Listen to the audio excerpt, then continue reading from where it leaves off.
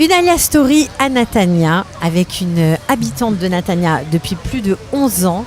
Elle est importante, on va bientôt savoir pourquoi. On est content de l'avoir avec nous aujourd'hui. C'est Liora Lévy, bonjour. Bonjour, bonjour Alors, Cathy. Bienvenue au Café de Natania. Merci. Un endroit que vous connaissez bien, je crois. Oui, très bien. C'est ici qu'on vient se détendre quand on a C'est envie... ici qu'on vient se détendre le vendredi quand on ne travaille pas, ouais. Quand on a envie de prendre un peu de bon temps. On a le temps quand on est On maman, trouve le temps. quand on travaille. On trouve toujours le temps.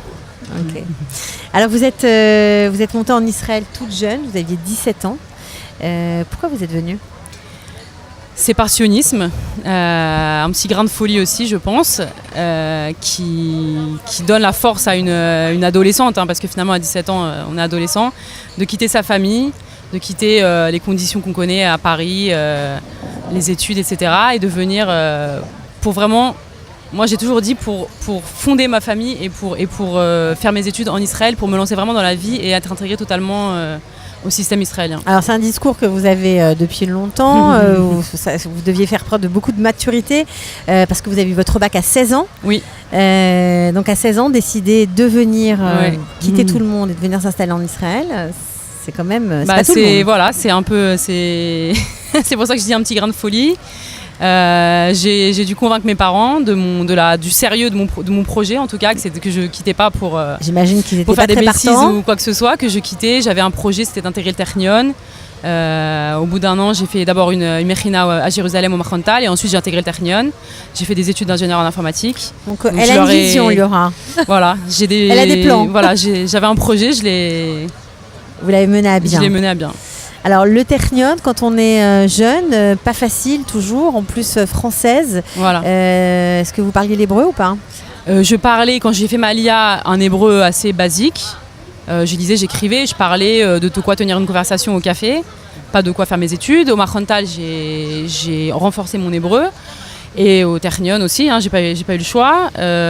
Facile, oui et non, parce que, en tout cas à l'époque, je pense que c'est encore comme ça aujourd'hui, il y avait à peu près une cinquantaine, entre 50 et 100, on va dire, de francophones au Technion qui habitaient quasiment tous sur le campus ou près du campus, quasiment tous seuls en Israël sans leurs parents. Donc c'était pour moi, c'est ma famille, c'est comme une famille. Donc c'est ça je pense que c'est ça qui nous a tous permis de tenir. On s'entraidait les uns les autres et on avait les mêmes problèmes et les mêmes... Vous étiez proche d'une communauté ? On était proche de la communauté du Rav Zini, qui nous a toujours soutenu, pris sous son aile, plus que soutenu. Ouais, ça a été fondateur dans votre nouvelle identité israélienne ? Oui. C'est vraiment comme une famille. J'appelle pas ça une communauté, vraiment une famille. Ok. Alors, vous étudiez, vous réussissez, vous décrochez votre diplôme. Vous avez quel âge à l'époque ? Je crois 22-23. Ok, vous commencez à travailler tout de suite ? Oui, j'ai travaillé tout de suite à Tel Aviv. J'ai travaillé pendant à peu près 3 ans à Tel Aviv dans une boîte israélienne, à Ramat HaChayal. Ok, alors c'est intéressant parce que vous avez parlé de Jérusalem, vous avez fait vos premiers pas, on va dire, dans l'univers israélien. Puis après, vous êtes parti au Technion, Haïfa, ensuite vous avez bossé à Tel Aviv. Aujourd'hui, vous êtes à Natania. Oui, je bossais à Tel Aviv, j'habitais à Natania. Je suis venue à Natania. C'était déjà le cas. Je faisais les allers-retours à Tel Aviv. Pourquoi Natania ? Moi, j'ai mes grands-parents et toute la famille du côté de mon père qui habite à Natania depuis les années 70, qui sont venus directement du Maroc à Natania, qui sont passés par la France. Et nous, on est la branche de la famille qui était à Paris. Et donc, depuis toute petite, je connais très bien Natania. Je venais... Vous avez de la famille, des cousins ? La famille, des cousins, etc., qui sont vraiment israéliens à 100% à Natania. Ils ont réussi aussi bien que vous, vos cousins ? Question piège. C'est intéressant. C'est pas la même. C'est un débat d'actualité, on va dire. C'est un débat, oui. Non, des quartiers difficiles. Ils ont grandi dans les quartiers difficiles de Natania ? Oui. Au Hachem, aujourd'hui, ils sont bien, mais ça n'a pas été facile.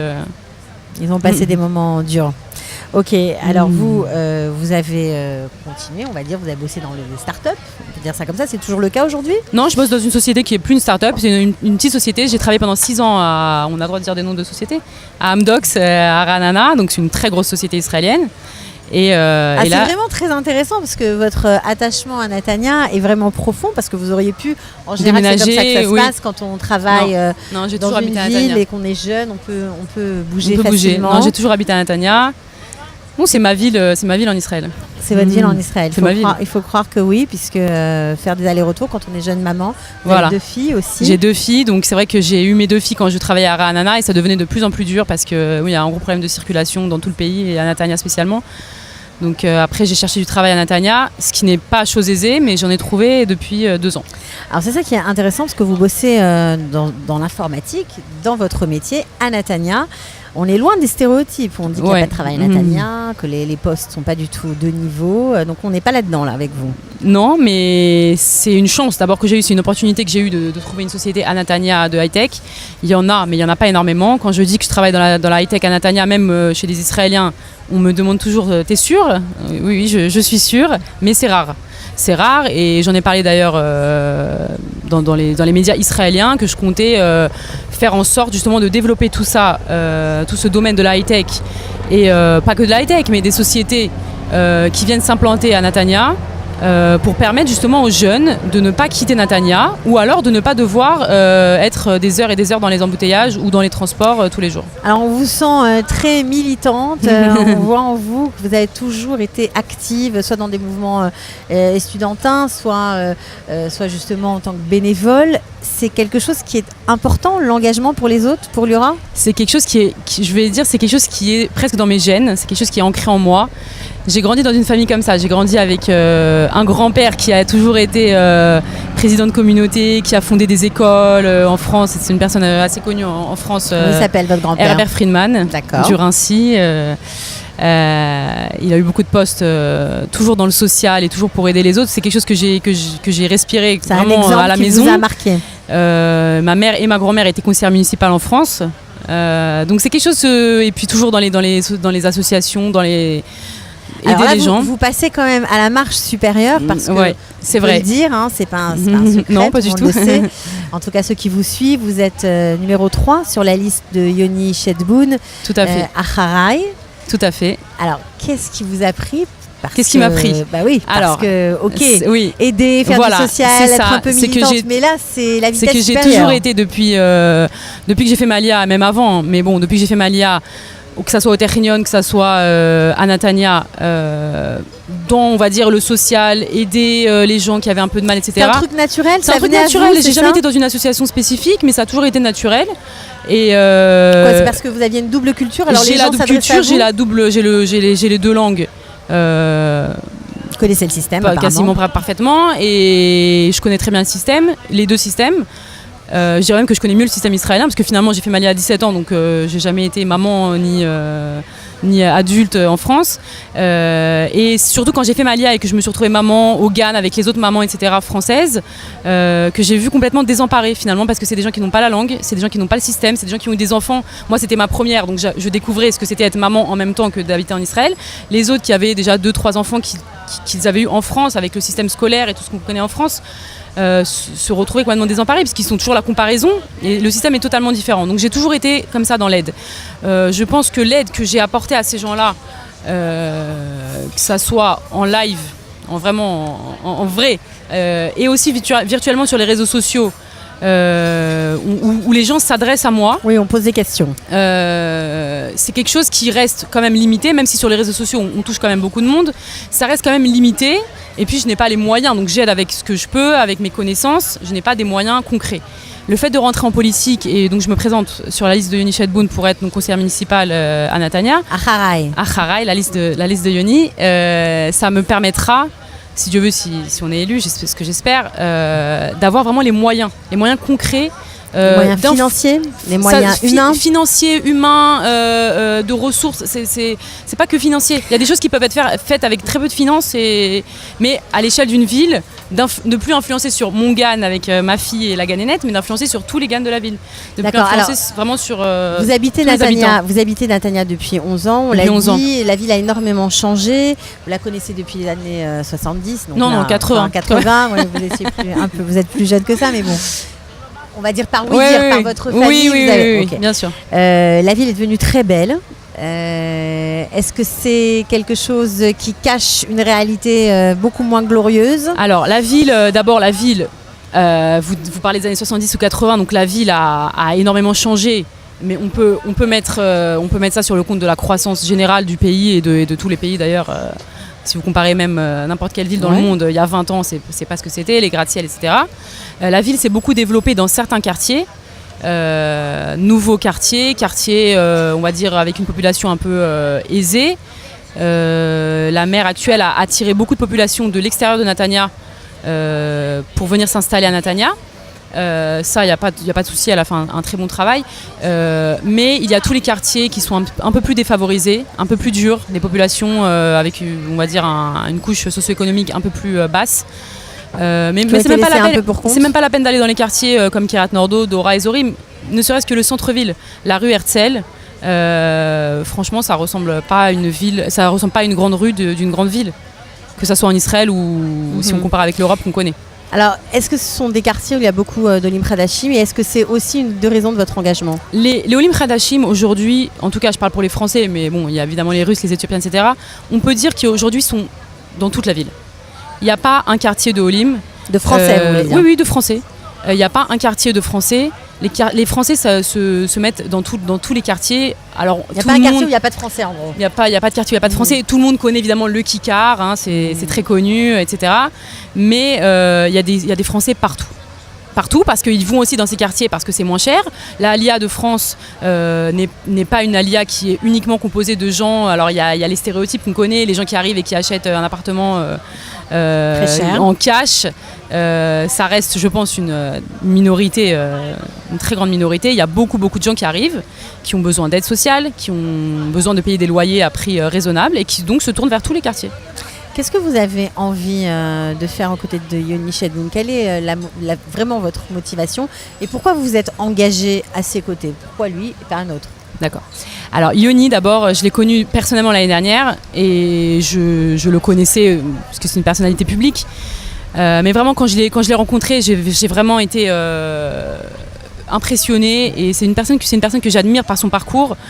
C'est une personne qui est quand même Sgan Alouf, en français on dit lieutenant-colonel, donc qui est très gradé à l'armée, qui a reçu un Tsalash, c'est une distinction du Ramatkal, donc du chef d'état-major, pour sa bravoure pendant le combat de Binjbel, la guerre du Liban en 2006. Si vous connaissez l'histoire de Roy Klein, il a remplacé Roy Klein qui a sauté sur une grenade et qui a donc sauvé tous ses soldats. Donc c'est une personne avec une très grande bravoure, un sionisme débordant. C'est quelque chose qui pour moi est essentiel et c'est quelqu'un qui est né en Israël quelques jours après la alia de ses parents qui sont montés donc par sionisme. Son père est médecin et cardiologue, il a fait ses études en France, je ne sais pas s'il avait exercé en France, mais en tout cas il a quitté la France avec un statut on peut dire de cardiologue. Il est venu en Israël, il a reconstruit toute sa vie, il a voulu que son aîné donc Yoni naisse en Israël. C'est une personne qui est avec un sionisme et qui connaît ce que c'est de grandir dans une famille de Olim. Et qui connaît bien les rouages, les arcanes de la société israélienne. Les arcanes de la société israélienne.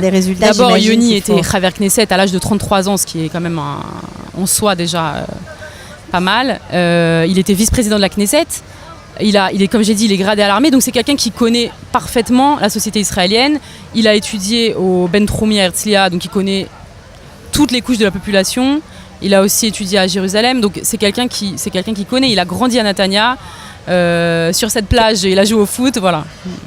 C'est quoi la direction ? Qu'est-ce que vous voulez apporter justement comme changement à la ville ? La direction qu'on veut apporter à la ville, Yoni ou moi et toute notre équipe.